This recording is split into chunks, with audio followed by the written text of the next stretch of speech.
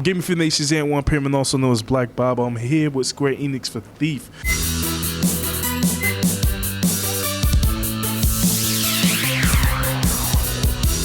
So now we have Thief. Now, I never had the pleasure of playing the Thief franchise, but I'm going to play this.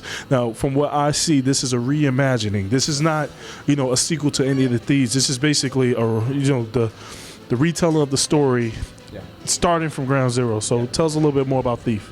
Sure. So it is a big franchise. I mean, for us, it was like a little bit of the other titles that we did, like the Tomb Raiders and Deus Ex. So for us, it was important to go back and really understand what Thief meant, what it was that made Thief special. And it wasn't just about kind of doing a one-to-one reinvention of the game. So saying, okay, back then that worked, let's do that again now. The industry, the last Thief game to come out about, 10 years ago? So for us, what has changed in the industry in 10 years allows us to do something even more special.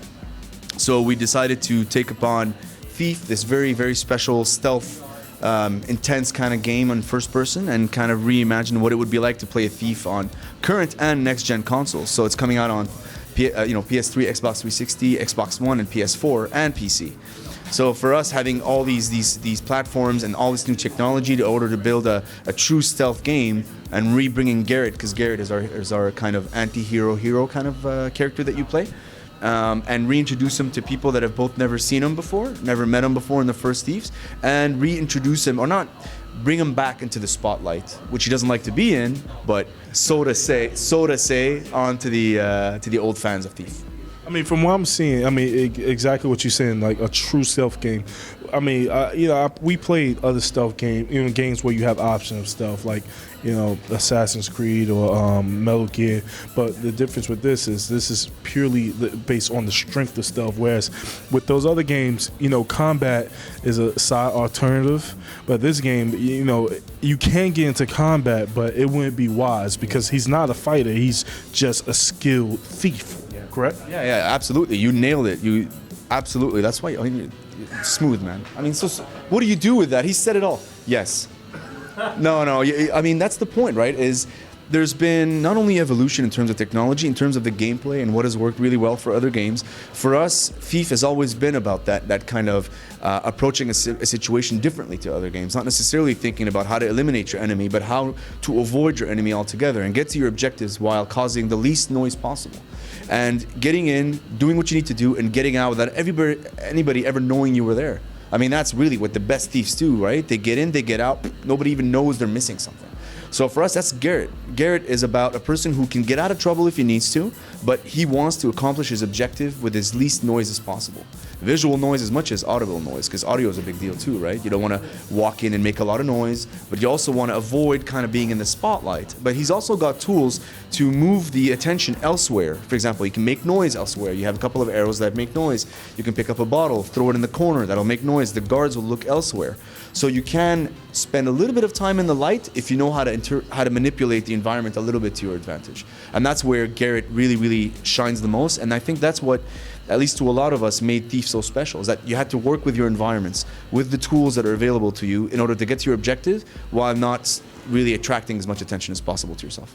What's some cool aspect that I saw, a cool aspect that I saw that I didn't really see in any other game?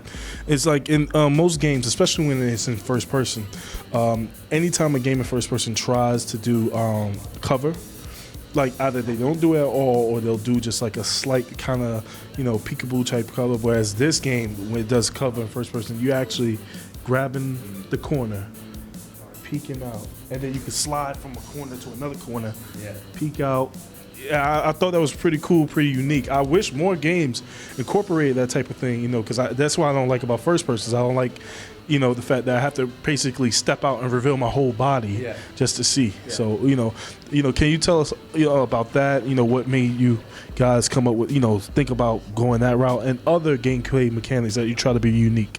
Yeah, sure. I mean, if you think about when we're talking about light and darkness, it's really important for you to know your presence in the environment. So it's important for you to see your hands, where your feet end, where your body is, what you're touching, what you're interacting with the environment. And that comes directly from the fact that we display the hands, we display where your feet are, we display Garrett's body. If you look down, you don't see just the ground, you see where your feet are with respect to the light and the dark.